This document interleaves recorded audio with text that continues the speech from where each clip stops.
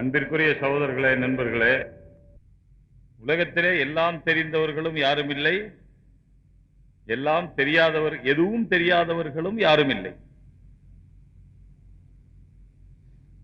அறிஞர்கள் என்று சொல்லப்படக்கூடியவர்கள் இருக்கிறார்களே, அவர்களும் எல்லா நேரத்திலும் எல்லா விஷயத்திலும் அவர்கள் அறிஞர்களாக இருப்பதில்லை. அறிஞர்கள் கூட சில விஷயத்திலே சில சந்தர்ப்பத்திலே அறிவிலிகளாக ஆகிவிடுகிறார்கள். அறிவிலிகள் கூட சில சமயத்திலே அறிஞர்களாக ஆகிவிடுகிறார்கள். ஆகையினால் பொதுவாக மனிதர்களுக்கு தெரியாது என்ற எண்ணம் மிகைத்திருக்கணும். எனக்கு தெரியாதவை ஏராளமாக இருக்கிறது என்ற எண்ணம் இருக்கணும். இரண்டாவது, நான் தெரிந்து கொள்ளணும் என்ற ஆசை இருக்கணும். இரண்டும் இருந்தால் மனிதன் வளர்ந்து கொண்டிருக்கிறான் என்ற அர்த்தம். இல்லையானால் அவன் மாடாக ஆகிக் கொண்டிருக்கிறான் என்ற அர்த்தம்.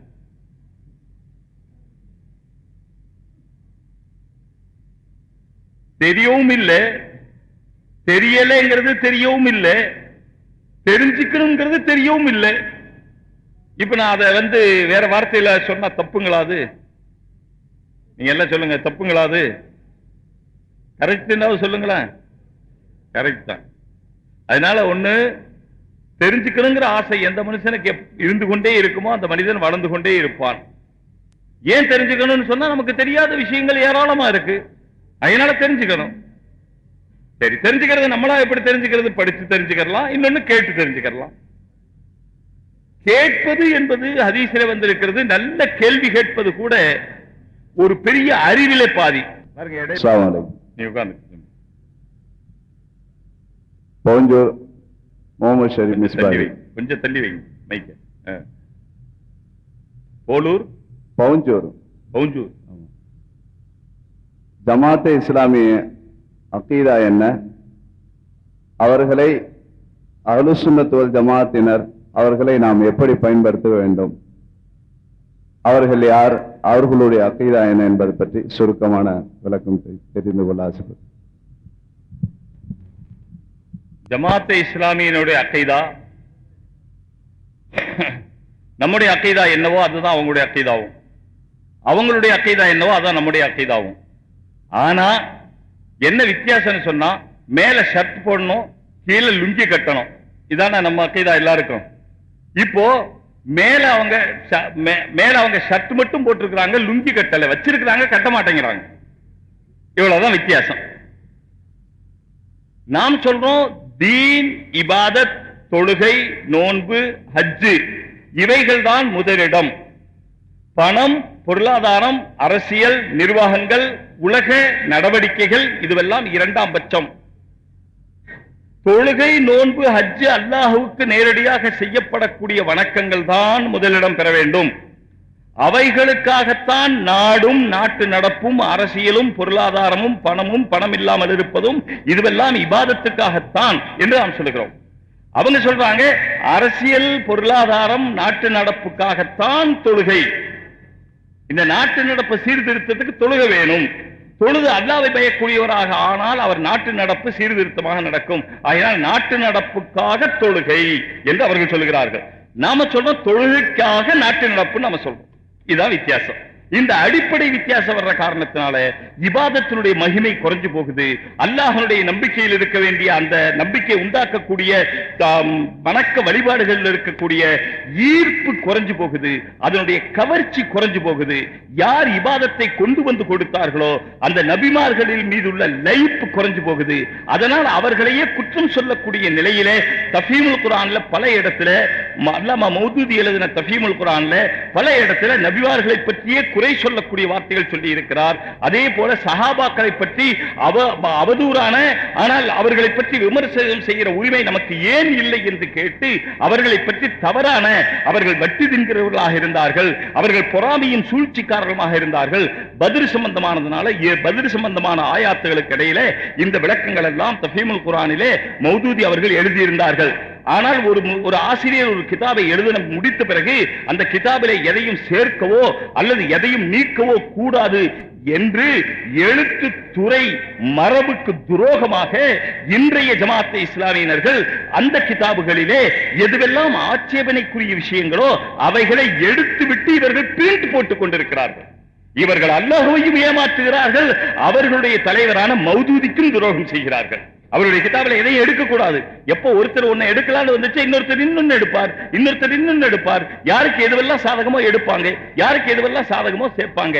வேணா அடிக்குறிப்பு எழுதலாமே தவிர சேர்க்கக்கூடாது, எடுக்கக்கூடாது. ஆகையினால் இவர்கள் அல்லாஹ்வுடைய அதே போல அதை விட முக்கியம், அதை விட்டு விட்டால் கூட ரசூலுடைய, நபிமார்களுடைய, சஹாபாக்களுடைய அந்தஸ்தை குறைக்கிறார்கள். அவர்களுடைய மரியாதை தான் இந்த தீனை நிலை பெறச் செய்யும். அவர்களின் மீது மரியாதை போய்விட்டால் தீன் போய்விடும், இபாதத்தினுடைய முக்கியத்துவம் போய்விடும். அதே போல மற்ற அமல்களுடைய முக்கியத்துவம் போய்விடும். அமல்களுடைய முக்கியத்துவம் போய்விட்டால் மனிதர்களுடைய தீன் நிலைபட முடியாது. அரசியலும் பொருளாதாரமும் இரண்டாம் பட்சமே தவிர முதல் பட்சம் அல்ல. ஈமானும் ஆமால சாலிஹாவும் தான் முதல் பட்சம் என்று நாம் சொல்லுகிறோம். அவர்கள் அரசியலும் பொருளாதாரம் முதல் பட்சம் என்று சொல்லி மற்றவர்களை விவரிக்கிறார்கள். இது ஆகப்பெரிய தீனை 6 அடி அல்ல 60 அடி குழி தோண்டி புதைக்கக்கூடிய சமாச்சாரம். ஆனால் விளங்குவதிலே கொஞ்சம் சிறு சிரமம் இருக்கிற காரணத்தினாலே சில பேர் வழி தவறி போகிறார்கள். மேற்கொண்டு விவரங்கள் தேவைப்பட்டால் விவரமான கேளுங்கள் அல்லது எழுதி கேளுங்கள் இன்ஷா அல்லாஹ். அடுத்தது मुसलमान तहारत के साथ कुरान को छीन सकता है या नहीं? कैसे? एक बागुस्ल मुसलमान तहारत के साथ मुसलमान तहारत के साथ कुरान को छीकर पढ़ सकता है या नहीं? एक नंबर चलिए बागुस्ल मुसलमान तहारत के साथ यानी वजू के साथ सी सकता है, पढ़ सकता है। नंबर 2, नमाजी के आगे से गुजरने की हद क्या है? अगर बड़ी मस्जिद और கேக்குறாரு தொழுகை ஆளிக்கு முன்னால போலாமா போக கூடாதா, அதுக்கு என்ன விவரம்னு கேக்குறாரு. சின்ன பள்ளியா இருந்தால் தொழுகை ஆளிக்கு முன்னால போக கூடாது. பெரிய பள்ளியா இருந்தால் தொழுகை ஆளி சஜ்தா செய்யற இடத்துக்கு அப்பாலே போகலாம். இப்ப கேள்வி வரும், பெரிய மஸ்ஜித் எது சின்ன மஸ்ஜித் எது என்று கேள்வி வரும். அது பழக்கத்துல நம்ம பார்த்து இது பெரிய மஸ்ஜிதா சின்ன மஸ்ஜிதா நம்ம சொல்றோமா இல்லையா? இது என்ன பெருசா சின்னதானா? நம்ம சிலத பெருசுன்னு சொல்லுவோம், சிலது சின்னதுன்னு சொல்லுவோம். நமக்கே தெரியும். பழக்கத்தில் எதை பெரிது என்று சொல்லுகிறோமோ அது பெரிது, பழக்கத்தில் எதை சிறிது என்று சொல்லுகிறோமோ அது சிறிது. சிறிய மஸ்ஜிதில் போகவே கூடாது, பெரிய மஸ்ஜிதில் சஜ்தாவுடைய இடத்துக்கு அப்பாலே போகலாம். அஸ்ஸலாமு அலைக்கும். என் பெயர் அப்துல் காதர் சூளைமேடு. கண்ணியத்திற்குரிய மரியாதைக்குரிய ஹஜ்ரத் அவர்களே, கிறிஸ்துவர்கள் பள்ளிக்கூடங்களில் கல்லூரிகளிலும் உலக கல்வியும் அவர்களுடைய மார்க்க கல்வியும் கற்ற பாதிரியார்கள் இன்று பெரும்பான்மையான கிறிஸ்துவர் நிறுவனங்களில், கல்வி நிறுவனங்களில் முதல்வர்களாகவும் ஆசிரியர்களாகவும் வேலை செய்கிறார்கள். அவர்களுக்கு மாதம் குறைந்தபட்சம் 10,000 ரூபாய் வருமானம் இருக்கின்றது. ஆனால் நம்முடைய மதரசாக்களில் அப்படிப்பட்ட உலக கல்வியையும் மார்க்க கல்வியையும் போதித்து பட்டதாரிகளாக மாற்றினால், 2 கல்வியையும் போதித்து பட்டதாரிகளாக மாற்றினால் நம் சமுதாயத்திற்கும் தனிப்பட்ட முறையில் உலமாக்களுடைய நல்வாழ்வுக்கும் நம்முடைய சமுதாய மக்கள் மத்தியில் விஷயங்களை தெளிவாக பயான் செய்வதற்கும் பயனுள்ளதாக இருக்குமே. ஏன் நம் மதரசாக்களில் அத்தகைய பாடத்திட்டங்களை கொண்டு வரக்கூடாது? தயவு செய்து விளக்கம் தேவை. மொத்தத்தில் நீங்க தெளிவா பயான் செய்றீங்க.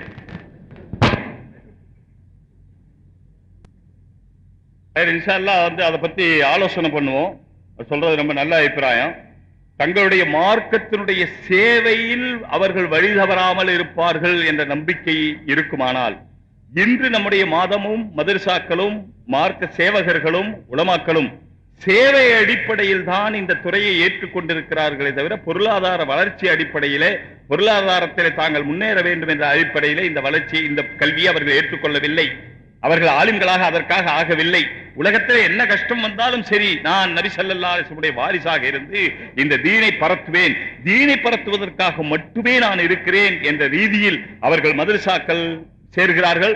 மதரசாக்கள் அந்த ரீதியில் தான் அவர்களுக்கு ஓதி கொடுக்கிறது, அந்த மனப்பான்மையைத்தான் அவர்களுக்கு உண்டு பண்ணுகிறது. ஆகையினால் அந்த மனப்பான்மைக்கு, தீனுக்காக தியாகம் செய்கிற அந்த மனப்பான்மைக்கு தேவையானவை மட்டும் அந்த அங்கு படித்துக் கொடுக்கப்படுகிறது என்பதுதான் உண்மை. அது மிகப்பெரிய தத்துவார்த்தமான உண்மை. அது இருக்க வேண்டும், அப்படித்தான். வேறு உலக ரீதியான எதுவையும் அதிலே சேர்க்கக்கூடாது என்பதுவே 100% உண்மை. ஆனாலும் கூட காலத்தினுடைய நிர்பந்தத்தின் காரணத்தினாலே அடுத்தவர்களுக்கு முன்னாலே தன்னுடைய தாழ்வு மனப்பான்மை ஏற்பட்டு அதன் காரணமாக மார்க்க ரீதியிலும் அவர்கள் தாழ்ந்து விட்டவர்களாக கருதிவிடக் கூடாதே என்பதற்காக நண்பர் அவர்கள் சொன்னது போல அவர்களுக்கு லேசான உலக கல்வியினுடைய சந்தர்ப்பங்களும் கொடுக்கப்பட்டு இந்த உலக ரீதியிலும் அவர்கள் யாருக்கு முன்னாலும் கை நீட்ட வேண்டிய நிலைமை இல்லாமல் ஏற்பட்டால் அதுவும் வரவேற்கத்தக்கதுதான். ஆனால் மார்க்கத்துக்காக தியாகம் செய்யக்கூடிய மனப்பான்மை மாறாமல் இருக்கும் என்றால் அதை செய்யலாம். இன்ஷா அல்லாஹ் அதை பற்றி மஷ்வரா செய்து செய்யலாம். அபூபக்கர் முன்னாடி சிராத்தே முஸ்தகீம் என்பது யாது? அப்படி எதுவும் ஒரு பாலம் உண்டா? அதற்கு சரியான விளக்கம் தரவும். யாருண்டா சிராத்துல் முஸ்தகீம் யாருன்னு கேக்குறீங்க? யாது யாது யாது ஒண்ணு நீங்களா இருக்கணும், இல்ல நானா இருக்கணும். சிராத்துல் முஸ்தகீம் யாருன்னு கேட்டா, யாரெல்லாம் நேரான வழியிலே நடக்கிறார்களோ அவர்கள் எல்லாம் சிராத்துல் முஸ்தகீம் பெற்றவர்கள் அப்படின்னு சொல்லணும். சிராத்துல் முஸ்தகீம் பாலம் இருக்கிறதா என்றால் ஹதீசுகளிலே, தெளிவான ஹதீசுகளிலே தவாத்துருடைய தரஜாவில், அதாவது மறுக்க முடியாத அளவில் உள்ள ஹதீசுகளில் இருந்து தனித்தனிப்பட்ட முறையில் அந்த ஹதீஸை பார்த்தா அப்படி தெரியாது. ஆனா எல்லா ஹதீஸையும் ஒட்டுமொத்தமா சேர்த்து பார்த்தால் கியாமத்துடைய நாளையிலே அல்லாஹு தஆலா ஒன்றை ஏற்படுத்துவான். அது ஒரு பாலம் என்ற பெயரில் சொல்லப்படுகிறது. அது இந்த மாதிரி பாலம், இப்ப இங்க மெட்ராஸ்ல கட்டின மாதிரி பால விவகாரம் மாதிரி அது ஆகாது.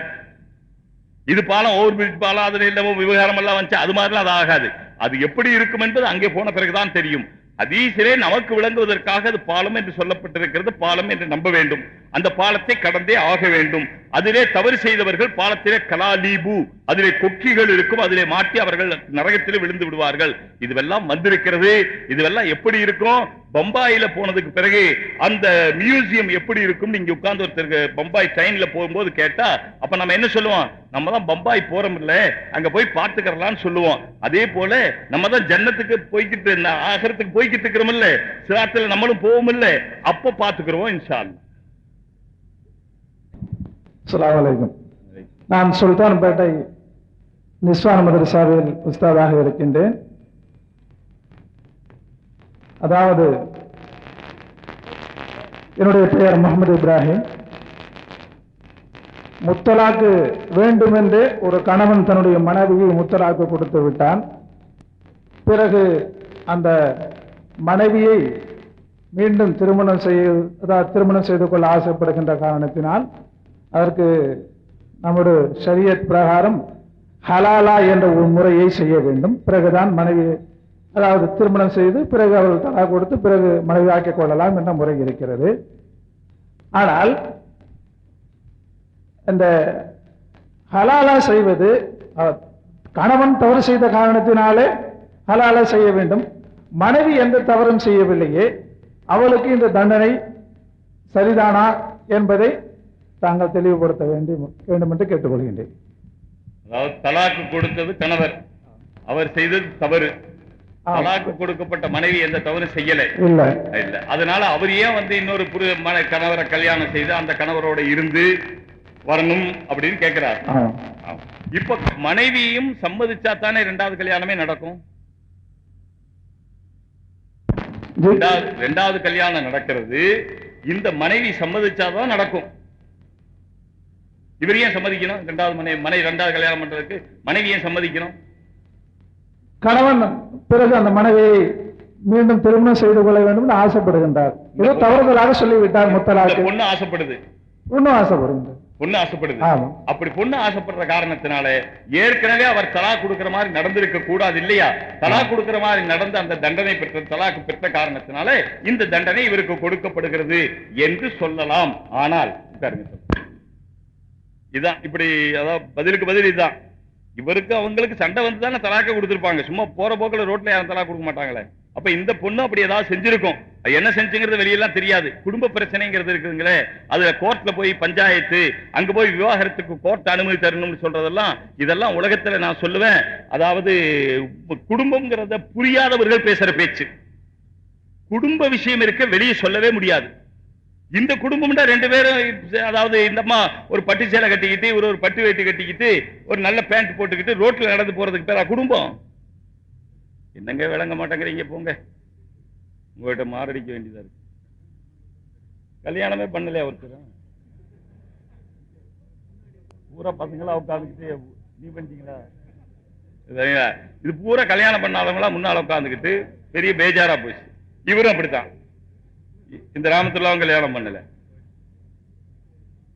சரிங்க, நீங்க பின்னால இருக்க கேளுங்க. குடும்பம், தாம்பத்தியம் என்பது இதற்கெல்லாம் பெயர் அல்ல.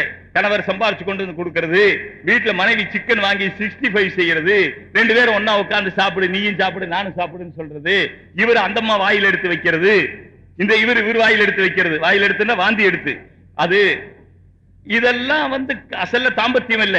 தாம்பத்தியம்ங்கிறது அது ஒரு ரகசிய உறவு. அந்த ரகசிய உறவில் ஏற்படுகிற விரிசல்களை கணவன் மனைவிதான் புரிந்து கொள்ள முடியும். வாலிபத்தில் ஏற்படும் விரிசல்கள் அது ஒரு வகை, இடைத்தட்டில் ஏற்படுகிற விரிசல்கள் அது வேறு வகை, கடைசி தட்டில் ஏற்படுகிற விரிசல்கள் அது வெவ்வேறு வகை. இதெல்லாம் யாரும் சொல்லி எல்லாம் புரிய வைக்க முடியாது, அவரவருக்கு தான் தெரியும்.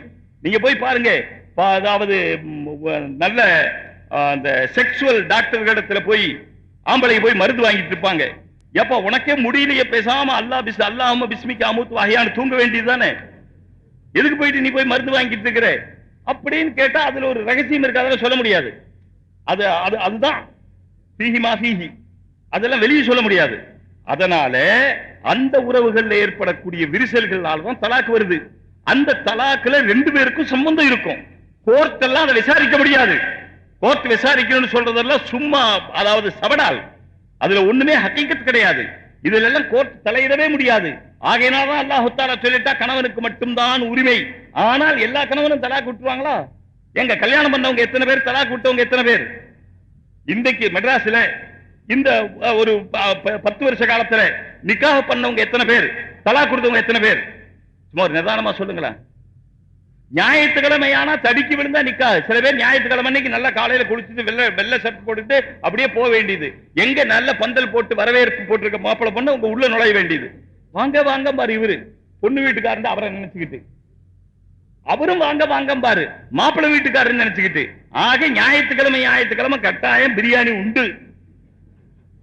வேற கிழமைகளிலும் கிடைத்தாலும் கிடைப்பது உண்டு. இப்படி சாப்பிட்டுக்கிட்டு இருக்கிறாங்க. இவ்வளவு கல்யாணம் நடக்குது. தலாக் எத்தனை நடக்குது? அது முஸ்லிம்கள் தலாக் எத்தனை நடக்குது சொல்லுங்க.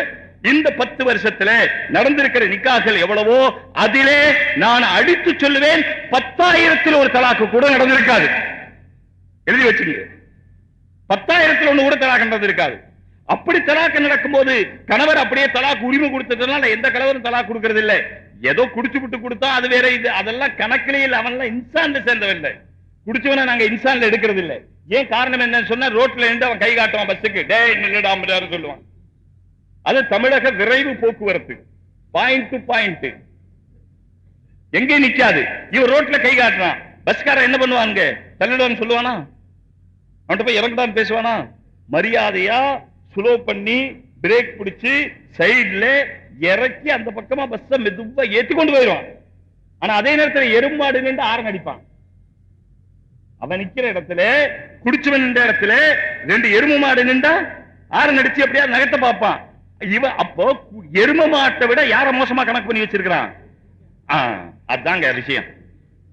இவனெல்லாம் தலாக் கொடுத்தா இதுக்கெல்லாம் தலாக்குன்னு பேரா?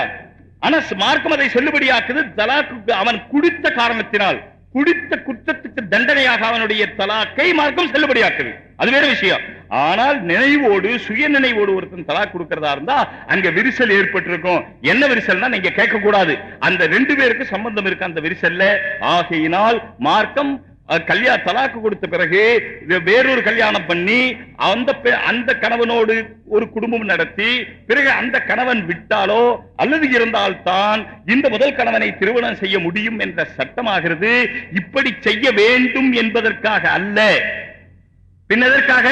இடையில கேளுங்க. திருடனா கை வெட்டணும், வலது கை வெட்டணும். திருடனா வலது கை வெட்டணும். வலது கையை வெட்டிடுறதுங்கிறது என்ன சாதாரண விஷயமா? ஒரு மனிதனுடைய வலது கையை வெட்டி தூக்கி எறிஞ்சிடுறதுங்கிறது சாதாரண விஷயமா? வாழ்க்கையில எவ்வளவு பெரிய கேடு, எவ்வளவு பெரிய நஷ்டம், எவ்வளவு பெரிய இழப்பு. ஆனால் மார்க்கம் கையை வெட்ட சொல்லுது. இது கொடுமை இல்லையா? இது கடுமை இல்லையா? இது வேதனை இல்லையா? இது சோதனை இல்லையா? இது இஸ்லாம் செய்கிற இழுக்கு. அடக்கிருக்கு கேளு. கையை வெட்டுறதுக்காக சட்டம் இல்லை. இவன் கை வெட்டுறதுன்னு கேள்விப்பட்ட திருட மாட்டான். அப்படி எங்கேயாவது ஒருத்தர் திருடிட்டு கை வெட்டினால் இந்த வெட்டனதை பார்த்தவன், வெட்டனதை கேள்விப்பட்டவன், கேள்விப்பட்டவனோட பேரை திருட மாட்டான். அவங்க ராதாவோட கை வெட்டினாங்களாம். என்ன சொல்லுவானா? இவன் கை வெட்டலங்க, இவங்க அத்தா கையும் வெட்டல, இவங்க ராதாவோட கையை வெட்டிட்டாங்களான்னு கேள்விப்பட்டாலே இவன் திருடி பக்கம் போக மாட்டான். திருடு நடக்காமல் இருப்பதற்காக கை வெட்டப்படுகிறதே தவிர காலையில 10 கை, மத்தியானம் 10 கை, 12 மணிக்கு 10 கை, 2 மணிக்கு 10 கை, 3 மணிக்கு 20 கை, 5 மணிக்கு 80 கை, 6 மணிக்கு 100 கை, அப்படி தினம் கையா வெட்டி வெட்டி கோழி தலையை தூக்கி போடுற மாதிரி போடுறதுக்கு அல்ல. சட்டத்தை விளங்கணும். வெறும் சட்டம் படிச்சா பத்தாது. சட்டம் படிக்கிறது வேற, சட்டம் விளங்குறது வேற. தீன படிக்கிறது வேற, தீன விளங்குறது வேற.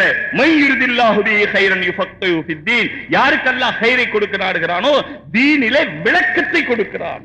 சட்டம் படிக்கிறது வேற, விளக்கம் படிக்கிறது வேற. அது அல்லாஹ் கொடுக்கிறது. விளக்கம்ங்கிறது அல்லாஹ் கொடுக்கிறது. கை வெட்டுறதுங்கிறது உண்மையில உலகத்துல நடாத்தப்பட வேண்டிய சட்டம். ஏனென்றால் திருட்டை ஒழிக்க வேண்டுமானால் கைவெட்டுதல் என்ற சட்டம் இல்லாமல் முடியாது.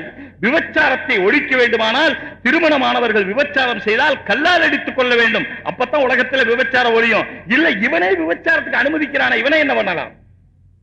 பத்திரிகையில போட்டுருங்க, ஆணுரை இல்லாத உடல் உறவு பாராசூட் இல்லாமல் குதித்த மாதிரியா. எதுக்கு எதை உதாரணம் சொன்னா பாத்தீங்களா? அறிவோ அறிவு சுத்தம். ஆணுரை இல்லாத எழுதிக்கங்க, கல்யாணம் இல்ல ஆயிருச்சா? ஆணுரை இல்லாத உடல் உறவு, தகாத உறவு, தகாத உடல் உறவு பாராசூட் இல்லாம குதிச்ச மாதிரியா. அப்ப இவன் ஆணுரை போட்டுக்கிட்டு தகாத உடல் உறவு கொல்ல சொல்றியா? நான் உன்னை கொல்ல சொல்லணும்னு யாராவது சொல்லிட போறாங்க பாத்துக்க. அதனால சகோதரர்களே, இந்த இன்னொரு கல்யாணம் பண்ணி சேர்த்து வைக்கணுங்கிறதால தலாக்கு கொடுக்க கூடாது என்பதை நிர்பந்திக்கிறதுக்காகவே தவிர தண்டனைக்காக என்பது அது 2ஆம் 3ஆம் 4ஆம் பட்சமே தவிர யாரும் தலாக்கு கொடுக்க கூடாது. அதனாலதான் இன்னைக்கு பார்த்திருக்கலாம், அவர் இப்ராஹிம் கேட்டிருக்கிறார். நான் சொல்லுவேன், நம்ம வீடுகள்ல யாரா தலாக் கொடுத்திருப்பா, அதெல்லாம் சாதாரணமான ஆளுங்க. பொதுவாக நம்ம வீடுகள்ல தலாக்குற வார்த்தையை மறந்து கூட உச்சரிக்க மாட்டோம். உச்சரிச்சிருக்கிறீங்களா? வீட்டுல பஞ்சாயத்து 1000 சண்டை இருக்கும். அப்படி செஞ்சு ஆடி, இப்படி செஞ்சு ஆடி, இப்படி செஞ்சு ஆடி. சில வீட்டுல ஆம்பளையும் திட்டுறது உண்டு. பொம்பளைய அன்னைக்கு எங்கே ஒரு பேப்பர்ல பார்த்தேன், மனைவி திட்டி கணவன் தற்கொலை. என்னென்று திட்டி இருப்பாளோ மகராசி தெரியலையே. மனைவி திட்டி கணவன் தற்கொலை. என்ன வார்த்தையில திட்டி இருந்தா இவன் தற்கொலை பண்ற அளவுக்கு இருந்திருப்பான் தெரியல. அப்படி எல்லாம் உலகத்தில் நடக்குது. 2 பேரும் திட்டிக்கிறாங்க. ஆனா தலாக்குங்கிற வார்த்தை மட்டும் சொல்ல மாட்டாங்க. சொல்லிட்டா, என்னங்க இப்படி சொல்லிட்டீங்க, என்னங்க இப்படி சொல்லிட்டீங்க, என்னங்க இப்படி சொல்லிட்டீங்க. தலாக்குற சொல்லல, தலாக் சொல்லல, இப்படி செஞ்சா தலாக் சொல்லிடுவேன்னு சொன்னா கூட அப்ப ஒத்துக்க மாட்டான். அதனால வீடுகள்ல தலாக்குற வார்த்தை உபயோகமே ஆகிறது இல்லை. அதனால இது தலாக்கு கொடுத்த பிறகு அந்த தண்டனை கொடுக்கப்பட்டது அந்த ஆணுக்கோ பெண்ணுக்கோ உரிய தண்டனை என்று கருதுவதை விட தலாக் நடக்காமல் இருப்பதற்கு அல்லாஹ் கையாண்ட ஒரு பெரிய ஹிக்மத். அவ்வளவுதான். கேளுங்க. நான் முகமது உமர், அன்வர்திகான் பேட்டை. இப்போ ஆலிம்களை உலமாக்கல் மௌலானா என்று சொல்றோம். ஆனா குரான்ல அல்லாஹ் தாலாவை தான் அவனை இது பண்றதாதான் குரான்ல வருது. அது விளக்கம் தேவை. குரான்ல மௌலானாவுடைய சிப்பத்தை அல்லாஹ்வுடைய சிப்பத்தா இருக்கிறதுனால உலமாக்கல மௌலானா என்று சொல்றோம்னா அது விளக்கம் தேவை. எப்படி உதாரணமா பாருங்க, அல்ல ரஹீம்ங்கிறது அல்லாஹ்வுடைய பேர், கிருபையாளன். அதே போல சாதாரண ஒரு ஆளை ரஹீம் என்று சொல்லலாமா என்றால் அவரும் கிருபை செய்கிறவர் என்ற அர்த்தத்தில் மட்டும் ரஹீம் என்று கூட சொல்லலாம். ஆனா சொல்லாம இருக்கிறது நல்லது, அல்லாஹ்வுடைய பேரு, அதனால சொல்லாம இருக்கிறது நல்லது. ஆனா ரஹீம் சொல்லிட்டா தப்பில்லை. உதாரணமா இவர் விவசாயம் செய்தார், இவர் விதை போட்டுச்சு, இவர் விதை போட்டார் முளைச்சிச்சு. இது யாருங்க முளைக்க வச்சது? இவர் தாங்க தண்ணி ஊத்தி முளைக்க வச்சாருன்னு சொன்னோம். இவரா முளைக்க வச்சாரு? முளைக்க வச்சது யாருங்க? அல்லாஹ். அப்புறம் எப்படி இவர் முளைக்க வச்சாருன்னு சொன்னோம்? வெளிரங்கத்தில் இவர் முளைக்க வச்சார், இவர் தண்ணி ஊத்தினாரு அதனால முளைக்க வச்சாருன்னு சொல்றோம். இதே மாதிரிதான் இந்த மௌலாங்கிற பேர் இருக்கு, எஜமான் என்று அர்த்தம், முதலாளி என்று அர்த்தம், எஜமான் என்று அர்த்தம். அல்லாஹு மௌலானா குர்ஆன்ல இருக்கு, அல்லாஹ் தான் நம்முடைய எஜமான், இதுதான் அசல் அர்த்தம், அதுக்குள்ள அர்த்தம். பாக்கி யாரையாவது எஜமான் மாதிரிங்கிற அர்த்தத்துல எப்படி ரசூலுல்லாஹி ஸல்லல்லாஹு அலைஹி வஸல்லம் ஹஜ்ரத் அலி ரலியல்லாஹு தஆலா அன்ஹு அலியுன் மௌலாயா மௌலானான்னு சொன்னாங்க. ஹதீஸுடைய கிதாபுல ரிவாயத்திற்கு ஒரு தடவை இது சம்பந்தமாகவே பேசும்போது திருப்பூர்ல ஒரு நீளமான பதில் இதுக்கு நான் சொல்லி இருக்கிறேன். நிறைய ஹதீஸ்கள்லாம் எடுத்து மற்றவர்களுக்கும் மௌலா என்ற பெயர் வந்திருக்கு. அதே போல உரிமை விட்ட எஜமானுக்கும் மௌலா என்ற ஹதீஸிலே வந்திருக்கிறது. உரிமை விட்ட எஜமான், அந்த காலத்துல அடிமையில் இருந்தாங்க, உரிமை விட்ட எஜமானுக்கும் மௌலா என்ற பெயர் வந்திருக்கிறது. அன்புக்குரிய, எனக்கு அன்புக்கு பாத்திரமானவர் என்ற அர்த்தத்திலும் அலியின் மௌலானா என்று வந்திருக்கிறது. ஆகையினால் ஹதீஸில் மௌலா என்ற வார்த்தை அல்லாஹ்வை தவிர மற்றவர்களுக்கும் உபயோகப்படுத்தப்பட்டிருப்பதால் மரியாதைக்காக வேண்டி, மரியாதை நிமித்தம் எங்களுடைய தலைவர் என்ற அர்த்தத்தில் மௌல்விகளை, என்னுடைய தலைவர் என்ற அர்த்தம் மௌல்விக்கு, மௌலானா என்றால் எங்களுடைய தலைவர் என்ற அர்த்தம். என்னுடைய தலைவர், எங்களுடைய தலைவர், அப்படி மரியாதை நிமித்தம் அழைக்கிறதுல வெறும் எங்களுடைய தலைவர் என்ற அர்த்தத்தில் சாதாரணமாக அழைக்கிறதுல அல்லாஹ் மாதிரி அல்ல, அல்லாஹ் வாஸ்தவத்தில் எஜமான், இவர்கள் எங்களுடைய தலைவர் என்ற அர்த்தத்தில் சொன்னால் தவறில்லை. கேளுங்க.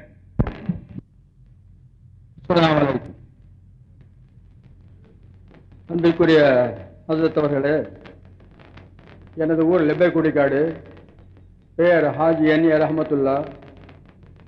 அதாவது பாங்கு சொல்லும் பொழுது பாஸ் பண்றாங்க, தீனியாத்த பேச்சு நடந்துட்டு இருக்கு. இப்ப பாங்கு சொல்லும் பொழுது தீனியாத்த பேச்சு நிப்பாட்டணுமா நிப்பாட்டக்கூடாதா அப்படிங்கிற பேச்சு வந்து அந்த பள்ளியில போகும்போது தீனியாத்து பேச்சு பாங்கு சொல்லலாம் அப்படின்னு சொன்னாங்க. பாங்கு எங்க சொன்னாங்க? அதாவது சொன்னாங்க, அதாவது பாங் சொன்னாக்க அதுக்கு ஜவாப் சொல்ல வேண்டியிருக்கு நம்ம. அதாவது அஸ்ஹது அன்ன முஹம்மது ரசூலுல்லாஹ் சொல்லும் பொழுது நாம அஸ்ஹது அன்ன முஹம்மதுன்னு சொல்றோம். ஹய்யல் ஸலாத்தும் போது மாஷா அல்லாஹ் கான லக்குன்னு சொல்றோம். அதாவது அவங்க தீனியாத்து செய்யும் பொழுது பாங் சொன்னாங்கன்னாக்க அதை நம்ம தீனியாத்து நிப்பாட்ட வேண்டியதில்லை, பேசிட்டு இருக்கலாம்னு சொல்றாங்க. அப்ப நம்ம சொல்றது தடைப்பட்டு போகுது. அதனால ஒரு அந்த பாங் சொல்ற நேரத்தில் வந்தோம்னா ஒரு 5 நிமிஷம் ஒரு நிப்பாட்டினேன் என்ன நேற்று சொல்லும் பொழுது நிப்பாட்ட வேண்டிய அவசியம் இல்லை அப்படின்னாங்க. ஆனா பல இடங்களை நான் பார்த்திருக்கேன், பாங்க சொல்லும் பொழுது நிப்பாட்டிடுறாங்க. இது உங்க அபிப்பிராயமா இல்ல மசாலாவா? இல்ல நான் நீங்க சொல்றது உங்க அபிப்பிராயமா மார்க்க சட்டமா? அதாவது என்னோட அபிப்பிராயத்தை நான் கேட்கிறேன். சரி உட்காருங்க, மைக் வாங்கி. மார்க்க சட்டம் அவர் நேற்று சொன்னதுதான். அதனால எந்த நேரத்துல எதை செய்யணும் மார்க்கத்துல சொல்லப்பட்டிருக்கோ அந்த நேரத்தில் அதை செய்யணும். சும்மா இருக்கிறவங்க, துனியாவுடைய வேலை பார்க்கறவங்க, வேற வேலை பார்க்காம இருக்கிறவங்க, சும்மா இருக்கிறவங்க பாங்குக்கு பதில் சொல்லணும், பள்ளிவாசலுக்கு வரணும். மஸ்ஜிதிலே இருந்தா கூட சும்மா இருந்தா பாங்குக்கு பதில் சொல்லணும். இல்ல மஸ்ஜிதில் உட்கார்ந்து இருக்கிறார், குர்ஆன் ஓதிக்கிட்டு இருக்கிறார், கூப்பிடப்படுறதே குர்ஆன் ஓதுறதுக்காகவும் குர்ஆன் விளங்குறதுக்காகவும் அது மேற்கொண்டு அமல் செய்யறதுக்காகவும் தான். ஆகையினால் ஏற்கனவே எந்த அமலுக்காக கூப்பிடப்படுதோ அந்த அமல் தான் செய்துகிட்டு இருக்கிறார். ஆகையினால் தேவையில்லை என்பது மார்க்க சட்டம். பாக்கி அபிப்பிராயம் அவரவர் தான் இதுல செலுத்த முடியாது. இல்ல அதுல பாங்க சொல்லும் பொழுது விஷயம் நீ தனியா கேளுங்க, நீங்க அவ்வளவுதான். சொல்லாங்கிறீங்க. பாருங்க, இன்னொரு கேள்வி கேட்டிருக்காரு. அதாவது விரோதிகள் இருக்கிற இடத்துக்கு குர்ஆனை கொண்டு போகாதீர்கள் என்று ஹதீஸில் வந்திருக்கிறது. அப்ப காவிர்களுடைய கையில குர்ஆனை கொடுக்கலாம் என்றால் விரோதிகள் இருக்கிற பகுதிக்கு யாரு, அதாவது பூராமே விரோதிகளாக இருக்கிறாங்க, இஸ்லாத்தை அழிக்கிறதுக்கு முயற்சிகளா இருக்கிறார்கள், அந்த பகுதிக்கு குர்ஆன் கொண்டு போக கூடாது என்று சொன்னால் அப்போ அவங்க தொடக்கூடாதுன்னு தானே அர்த்தமாகுது என்ற அர்த்தத்தில் இது கேட்டிருக்கிறார். ஆனால் விரோதிகள் இருக்கிற பகுதியில குர்ஆனை கொண்டு போறது, அவங்க கையில குர்ஆன் கிடைச்சா அந்த குர்ஆனை அழிக்கவும் எரிக்கவும் அதை அவமதிக்கவும் முயற்சி செய்வார்களே தவிர அவர்கள் ஹிதாயத்துக்காக தங்களுடைய கையில வாங்க மாட்டார்கள். ஒரு தனிநபர் ஹிதாயத்து பெற படிக்க விரும்புகிறார் என்றால் அவர் கையிலே கொடுக்கலாம். விரோதிகள் இருக்கிற இடத்துக்கு கொண்டு போய் குர்ஆனை அவமதிப்பிற்குரியதாக ஆக்கக்கூடாது என்பதுதான் இந்த ஹதீஸுடைய கருத்து. கேளுங்க அடுத்த. தேவபந்திகள் நபிகளாரை குறை சொல்லி அவர்களின் புத்தகங்களில் எழுதியிருப்பதாக சொல்கிறார்களே, உண்மைதானா? உண்மை இல்லை. அடுத்தவங்க கேளுங்க. இந்த நிகழ்ச்சி இருக்குது, தமிழகம் தழியா ஒரு ஹதீஸுடைய விளக்க மாநாடு இருக்குது. மாநிலத்தின் வடக்கு பகுதியில் நடப்பதனால தமிழகம் முழுவதும் உள்ள மக்கள் அனைவரும் இதை கலந்து கொள்ள முடியவில்லை. எப்படி இஸ்திமா பல இடங்கள்ல ஒரே நேரத்துல பல இடங்கள்ல நடக்குதோ அதே மாதிரி இந்த நிகழ்ச்சியை தமிழகம் முழுவதும் ஒரு குறிப்பா ஒரு 10-15 இடங்கள்ல ஒரே நேரத்துல நடத்தணும்னு சொன்னா தமிழகம் முழுவதும் பிரயோஜனம் அடையக்கூடியதாக இருக்கும். இது என்னுடைய அபிப்பிராயம். அடுத்த என்னுடைய கேள்வி, இது என்னுடைய அபிப்பிராயம், என்னுடைய ஆலோசனை. அடுத்தது என்னுடைய கேள்வி என்னன்னு கேட்டா, இப்ப புதிதாக அகல குரான் சொல்லிட்டு ஒரு இயக்கம் ஏற்பட்டிருக்குது. இவர்கள் ஹதீஸ நம்புறதில்லை, குரான் ஷரீஃப் மட்டும் நம்புறாங்க, ஹதீஸ மறுக்கிறாங்க. முஸ்லீம்னு சொன்னா குரானிய நம்பணும், ஹதீஸையும் நம்பணும். அப்ப இந்த அகல குரான் மட்டும் இருக்கக்கூடிய ஊரு நம்முடைய பகுதியிலேயே இருக்கு. அந்த மக்கள் நம்ம பகுதியிலேயே இருக்கிறாங்க. இவர்களை எப்படி இஸ்லாத்துல உள்ளவங்க அந்த ஜமாத்துல சேர்த்து கொண்டு இருக்கிறாங்களா? இதுக்கு என்ன நடவடிக்கை எடுத்திருக்குது? என்ன ஜமாத் உலமா சார்பாக என்ன நடவடிக்கை எடுத்திருக்கிறாங்க? இது ஒரு விஷயம். அதே போல அவங்களுடைய சில கிதாபுகளை படித்தேன், ஆனா நம்மளால படிக்க முடியல. அவ்வளவு அவதூற ஹதீஸ்ல சஹாபாக்களை பத்தி திட்டி எழுதிக்கிறாங்க. இதை ஏன் நம்ம கோர்ட்டு மூலமா நடவடிக்கை எடுக்கக்கூடாது? ஏன்னு கேட்டா, பாகிஸ்தான்ல காதியானி இயக்கம் ஒன்று ஏற்பட்டது, அங்கதான் தோன்றிய இயக்கம். அந்த தோன்றிய இயக்கத்தில் அவங்க என்ன செய்றாங்க, கோர்ட்டு மூலமா நடவடிக்கை எடுத்து காதியானிய இயக்கம் இருக்குது, இது ஒரு சிறுபான்மை இயக்கம். எப்படி பாகிஸ்தான்ல முஸ்லீம் பெரும்பான்மை இயக்கம், மற்ற எல்லா இயக்கங்களும் எல்லா மதங்களும் சிறுபான்மை இயக்கம் சொல்லிட்டு ஒரு கோர்ட் ஆர்டர் வந்துச்சு. அதே போல இந்தியாவில் நம்ம இவர்கள் முஸ்லீம்கள் இல்லை என்று ஒரு நடவடிக்கையை கோர்ட்டு மூலமா எடுக்கக்கூடாது.